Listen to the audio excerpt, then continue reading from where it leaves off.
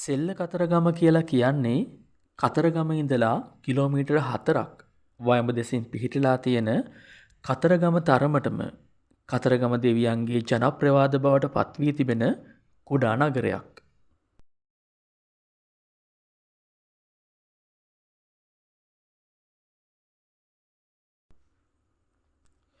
මේ ප්‍රදේශයේ ආශ්‍රිතව ඇති වඩාත් ආකර්ශනීය ජනප්‍රවාදයක් වන්නේ මෙහි පදිංචි වෙලා හිටපු වැදි ප්‍රධානයා විසින් හදා වඩා ගන්නා ලද වල්ලි නම් තරුණිය සමග ස්කන්ධ කුමරුගේ හමුවීම මේ ප්‍රදේශය තුල සිදුවීමයි. එම ජනප්‍රවාදවලට අනුව ස්කන්ධ කුමාරයා සහ වල්ලි විවාහ වීමෙන් පසුව මේ සෙල්ල කතරගම ප්‍රදේශයේ තමයි පදිංචි වෙලා තියෙන්නේ.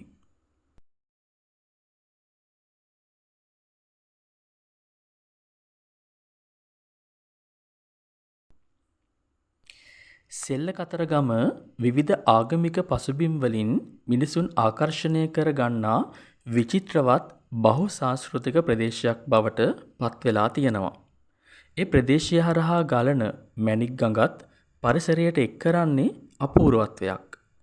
මෙහි තිබෙන ගණපති දේවාලය, ශිව දේවාලය, කතරගම දේවාලය, වල්ලියම්මා දේවාලය, ලක්ෂ්මී දේවාලය, සමන් දේවාලය මෙන්ම මහසෙන් විහාරයත් විවිධ ආගමික සම්ප්‍රදායන් ඒකාබද්ධ කිරීමට දායකත්වය ලබා දෙනවා.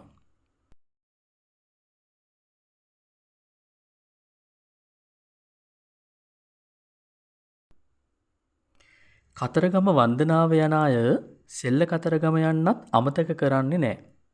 වල්ලියම්මගේ නිජබිම ලෙස සැලකෙන්නේ මේ සෙල්ල කතරගම. මැණික්ගම් ඉවුරේ පිහිටලා තියෙන මෙහි මුල් පදිංචිකරුවන් වන්නේ වැදි ජනතාව.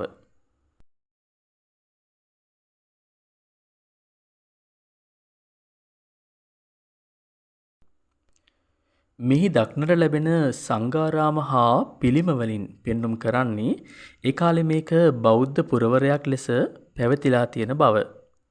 සුරාසුර යුද්ධයේදී අසුරයන් පරාජය කිරීම සඳහා ස්කන්ධ කුමරුන්ගේ මෑණියන් වන පාර්වතී දේවිය සිය සිරුරින් ගෙන දුන් දිව්‍යමය වේලායුධය කුමාරයා තැන්පත් කරලා තියෙන්නේ සෙල්ල කතරගමට ඈතින් තියෙන වැඩිහිටි කන්දේ.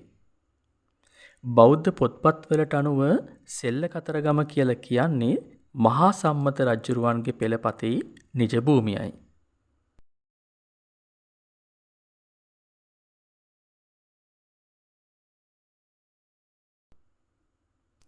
ශ්‍රී ලක්ෂ්මී දේවාලය සෙල්ල කතරගම තියෙන ඉතාමත් ආකර්ශනීය ස්ථානයක්.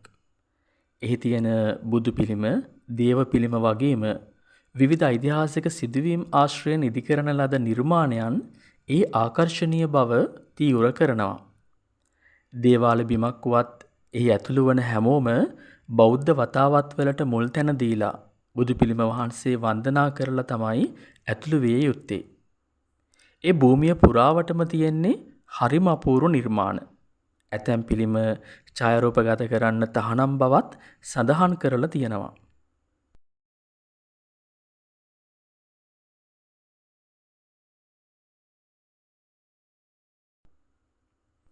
සිදුහත් කුමරුන්ගේ උපත, දුෂ්කර ක්‍රියා කිරීම, ගිහිගේ හැර යාම, බුද්ධත්වයට පත්වීම, පිරිනිවන් පෑම වගේම බුද්ධ චරිතයේ විවිධ සිදුවීම්ද මෙහි අපූර්වට නිර්මාණය කරලා තියෙනවා.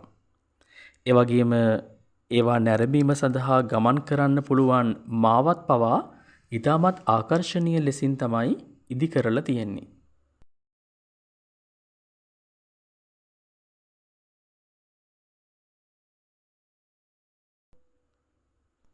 ඒ යන ගමනේදී හිත නතර වන තවත් තැනක් තමයි කුරුළු පාරාදීසය.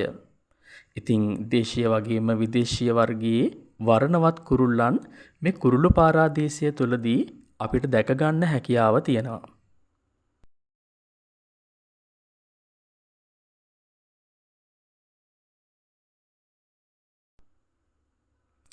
ඒ වගේම දේව පිළිම ගණනාවක් ලක්ෂ්මී දේවාලයේ දකින්න පුළුවන්. ශිව පාර්වතී, රාධා ක්‍රිෂ්ණා, විෂ්ණු ලක්ෂ්මී, ගණදෙවි පිළිම වගේම සරස්වතී පිළිමත්, හනුමා පිළිමත් මේ භූමියේ තැනින් තැන නිර්මාණය කරලා තියෙනවා.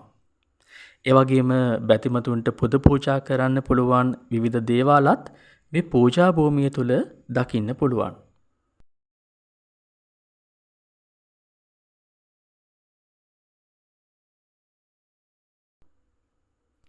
සෙල්ල කතරගම තියෙන තවත් සුවිශේෂී ස්ථානයක් තමයි වල්ලි මාතා ගුහාව. සෙල්ල කතරගම වන්දනාව යන දහස් ගණන් බැතිමතුන් ගැවසෙන මේ ස්ථානය වල්ලි මාතාව ඇතුළු දෙවි දේවතාවුන් රාශියක් පුද ලබන දෙවොල් බිමක්.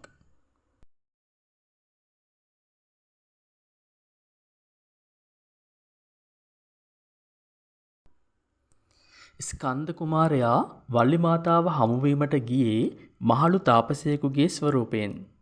ස්කන්ද කුමරුන්ගේ සහෝදරයා වන ගණදෙවියන් ඇතකුගේ ස්වරූපයෙන් ඔවුන් අභියසට පැමිණි විට බිය වූ වල්ලි අම්මාව ස්කන්ද කුමරුන් විසින් බේරාගත් අයුරුත් ඒ මොහොතේ මැතුරු පැන් කලය බිම වැටීම නිසා ගණදෙවියන්ගේ මුහුණ ඇතකුගේ ස්වරූපය ගත් අයුරුත් අපි හැමෝම දන්නා කාරණාවක්.